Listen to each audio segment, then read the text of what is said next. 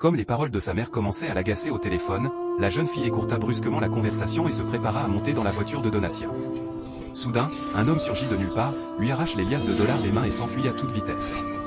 Paniquée, la fille se met immédiatement à courir derrière lui pour récupérer son argent.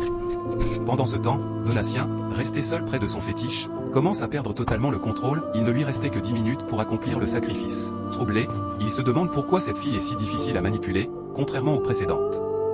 Dans un coin discret, le voleur s'arrête, mais il est rapidement rattrapé par la jeune fille qui le menace, convaincu qu'il n'est qu'un simple escroc. Le jeune homme la regarde droit dans les yeux et lui dit « Tu te trompes. L'homme avec qui tu étais, c'est un ritualiste.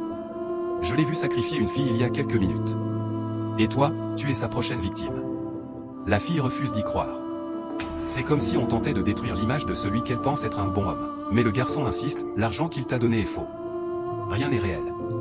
Et si tu montes dans cette voiture, tu ne reviendras jamais. Au même moment, Donatien, rongé par l'impatience, cherche frénétiquement une autre solution pour satisfaire son fétiche avant qu'il ne soit trop tard. Pendant ce temps, le fétiche, de plus en plus impatient, tourne autour de Donatien.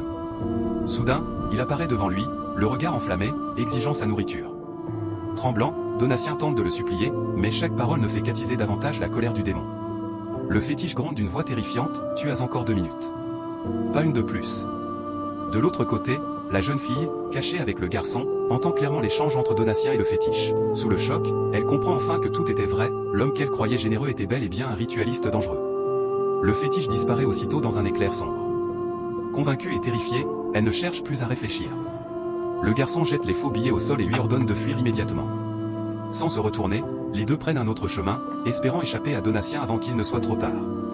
Quelques minutes plus tard, Donatien se met à ressentir une brûlure atroce parcourir tout son corps. Le feu spirituel devient si intense qu'il arrache ses vêtements en hurlant. Sa descente en folie vient de commencer.